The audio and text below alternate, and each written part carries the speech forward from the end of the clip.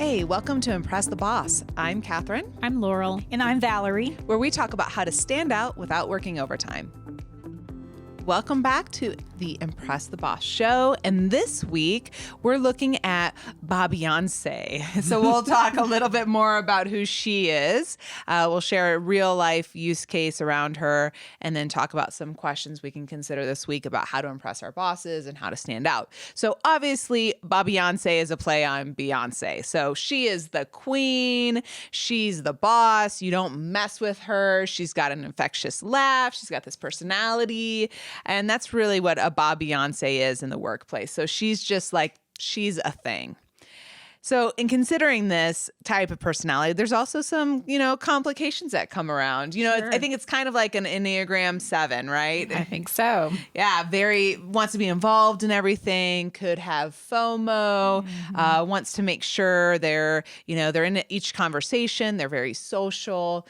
So that could cause some downsides. So they could bulldoze an idea forward. They could just be so involved in the social aspect that maybe they don't really have a good understanding of how they're personally relating to people, not time for self-reflection, and they're just heads down going forward. So what are some real life use cases we can consider around a Bobe-Yonce? A Bobe-Yonce, yeah. So we're going to talk about Kelsey. So Kelsey definitely, as you talked about and described, is somebody who is very charismatic and is seen within the organization as somebody who people love being around because she's the cheerleader. She's the one who keeps everybody inspired and motivated, and it's fun and it's lively and there is activity going on, and just always feeling like there is that that energy and that life that she brings. And she has a lot of natural leader tendencies for sure. The problem with her is that she needs to be in the middle of everything.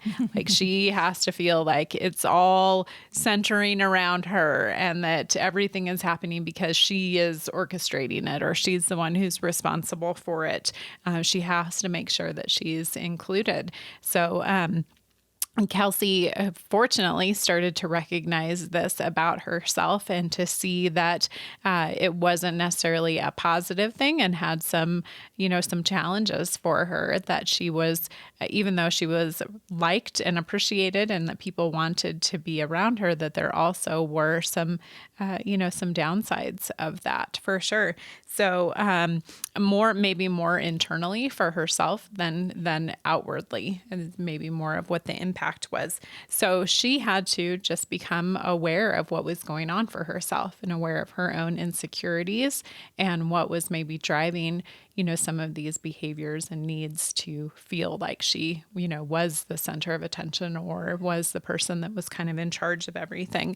And we'll share in our standout tips this week some of the ways that she worked through that were around kindness toward herself and helping herself to understand, what are these insecurities and what is it that is driving her to feel like she has to kind of mask over some of that goodness in her personality by, being the center of attention. So we'll definitely see some opportunity in our tips of, what it is that Kelsey was able to work through that self-awareness that she created.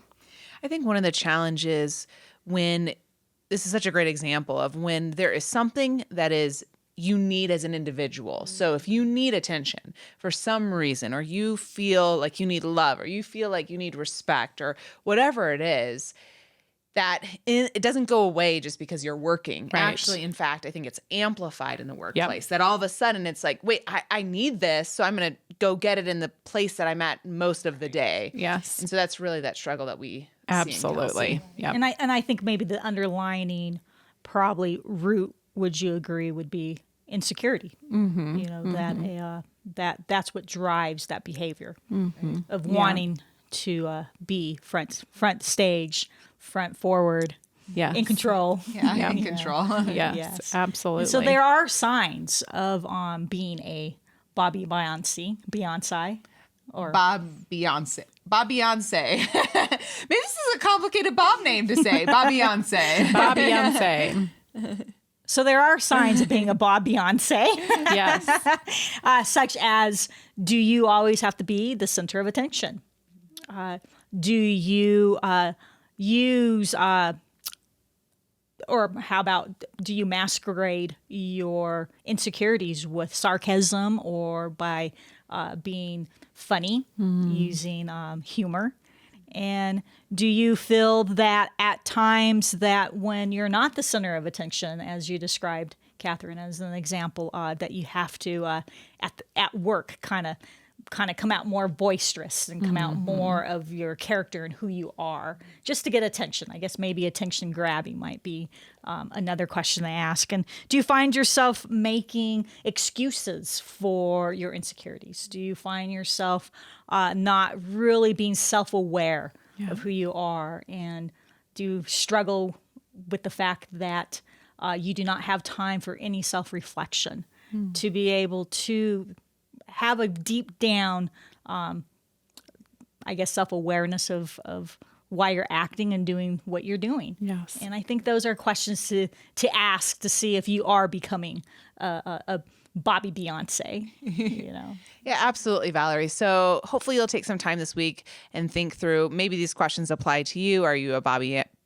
I can't even say it, Bobe-Yonce, or are you working with someone who reflects those? And then how can you consider them and reach out, and how can you address some of these things in your own life? So thanks for taking time with us this week. Check us out on social media, and we'd love to hear your story about how you've encountered or you are a Bobe-Yonce. Hey, thanks for joining us today. We appreciate you listening in. If you'd like to learn more about the Bobs, go to impresstheboss.com, where you will see all our Bob characters and hopefully find one that you relate to as well. While you're there, subscribe to be part of our crew and you'll get our free tool download. Also, follow us on social, Instagram, LinkedIn, and Facebook for our daily standout tips. Thanks for joining, and until next time, Bob's out.